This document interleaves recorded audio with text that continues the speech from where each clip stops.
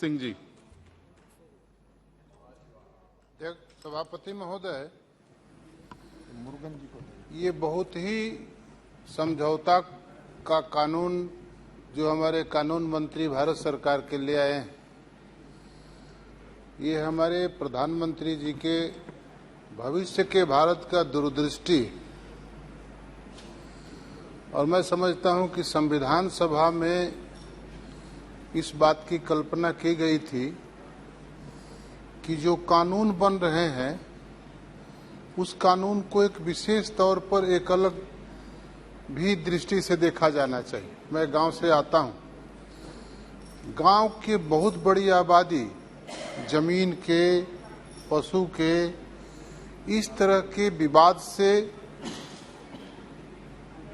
तहसील के मुकदमों में, जनपद के जिले के मुकदमों में, हाई कोर्ट के मुकदमों में, सुप्रीम कोर्ट तक कुछ लोग मुकदमा लड़ना भी और लड़ाना भी उसको एक कहना चाहिए कि अपना सिंबल समझते हैं। पहले भी अपने गांव में न्याय पंचायत की एक व्यवस्था होती थी और न्याय पंचायत का एक सरपंच होता था, सरपंच चुना जाता था। मुझे मालूम नहीं है कि सरपंच अब उत्तर प्रदेश में तो रखिए ना, जो भी रखना है उनका भी रखो, आपका भी रखो। हाँ, सरपंच का चुनाव होता था न्याय पंचायत स्तर पर। वो एक अलग विवाद का कारण बन जाता था। सरपंच सजा भी सुनाता था। मेरे समझ से कानून मंत्री जी उस पर जरूर विचार किए होंगे कि सरपंच वाली व्यवस्था पूरे देश में किस तरह लागू है, कहाँ लागू है, कहाँ नहीं लागू है। आजादी के बाद बापू से लोगों ने पूछा कि गांधी जी आजाद भारत कैसा होगा। बापू ने कहा कि ग्राम स्वराज होगा। ग्राम स्वराज में उन्होंने कहा कि विवाद के जो विषय होंगे वो गांव स्तर पर समाधान किए जाएंगे। मैं लोकनायक जयप्रकाश नारायण जी के गांव से आता हूं और जयप्रकाश नारायण जी ने और विनोबा भावे ने गांव-गांव में इस बार अभियान चलाया था और कई मुकदमों के समाधान के लिए अभियान चलाया था। सरकार से निवेदन भी किया था कि समझौता का एक वैधानिक व्यवस्था होना चाहिए और उस व्यवस्था को मेरे समझ से उस सरकार ने नहीं माना। मैं कानून मंत्री जी से प्रार्थना करूंगा कि जितने मुकदमे गांव के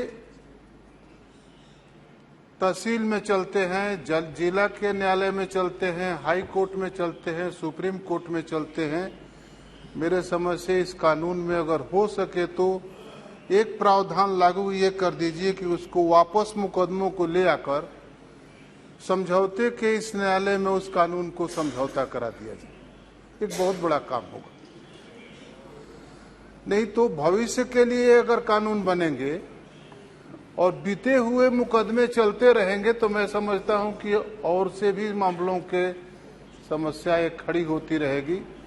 इस कानून में अगर ये सब प्रावधान हो जाए कि जो मुकदमे सुप्रीम कोर्ट से लेकर निचले कोर्ट तक चलते हैं वापस मंगाकर हम कैसे समझौता करा सकते हैं निचले स्तर पर, और उसकी कानूनी मान्यता हम देने जा रहे हैं कि इस समझौते के कानून को, तो वो एक बहुत बड़ा काम भारत के लिए होगा और ग्राम स्वराज का सपना तभी साकार होगा। और इसीलिए उधर के लोग चले गए, उनको तो ग्राम स्वराज से कोई मतलब भी नहीं है। उनको अपना स्वराज चाहिए। यहाँ की कुर्सी कैसे मिले इसी की व्यथा में पेटवथी एक हम लोगों के भोजपुरी में कहा जाता है, वही पेटवथी उन लोगों की। ये हमारे महेंद्र बाबा पेटवथी पूछते हैं। इन लोगों की पेटवथी की ना हो तो दवा दे दीजिए। वो हमारे स्वास्थ्य मंत्री जी पैरासीटामोल कुछ संशोधन कर रहे हैं तो वही थोड़ा पैरासीटामोल बंटवा दीजिए उन लोगों को, उनकी पेटवथी दूर हो जाए। स्वास्थ्य न्याय मंत्री जी तो ठीक हो जाएगा। ये लोग ग्राम स्वराज को जानते ही नहीं। ग्राम स्वराज आएंगे कैसे? आत्मनिर्भर भारत बनाने का सपना, लोकनायक जयप्रकाश नारायण के सपनों का भारत बनाने का सपना, गांधी जी के भारत बनाने का सपना और विनोबा जी के भारत सपनों का भारत बनाने का सपना साकार हो रहा है। और मैं समझता हूं कि न्याय मंत्री जी आप उसी सपनों के साकार करने के एक बहुत बड़ा कदम उठा रहे हैं। और हमारे प्रधानमंत्री जी वही आत्मनिर्भर बना रहे हैं जो ग्राम स्वराज के सपने को साकार करता है। इसलिए वो न्याय पंचायत जो पूरे देश में कैसे काम कर रहे हैं, जो मुकदमे अभी छोटे अदालत से लेकर सुप्रीम कोर्ट तक गांव के जमीन के, पशुओं के, आपसी विवाद के, गांव के गलियों के झगड़े चल रहे हैं, उस मुकदमों को वापस इस ग्रामीण न्यायालय में ले आकर हम कैसे समाधान समझौता पूर्वक करा सकते हैं। और मेरा एक प्रार्थना आपसे है कि समझौता कराने के लिए समय का भी एक ध्यान रहे। कितने समय तक चलेंगे समझौता? अनंत काल तक चलेंगे तो समझौता बिगड़ते जाएंगे। समय का ध्यान रहे, कानूनी मान्यता मिले, समाज के हर वर्ग के लोगों का उसमें प्रतिनिधित्व हो, क्योंकि समाज के हर वर्ग के लोगों का अलग अलग तरह की समस्या है, अलग अलग तरह की बातें। मैं जानता हूं, किसान हूं, किसानों की समस्या छोटे अदालतों से लेकर और सुप्रीम कोर्ट तक बहुत बड़ी समस्या है। वो कुल तू कहिए, हम जो जानते नहीं तो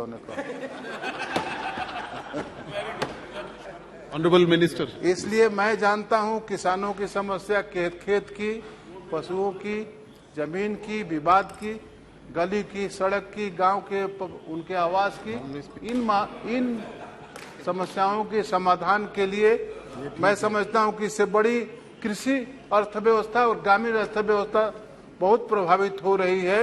और आत्मनिर्भर भारत बनाने का सपना इस कानून बनाने से साकार होगा। और कानून मंत्री जी, प्रधानमंत्री जी के नेतृत्व में आप ग्राम स्वराज का सपना साकार कर रहे हैं। गांधी के लोकनायक जयप्रकाश नारायण के विनोबा भावे के सपनों का भारत प्रधानमंत्री जी बना रहे हैं। आप उसको एक कदम और आगे बढ़ा रहे हैं।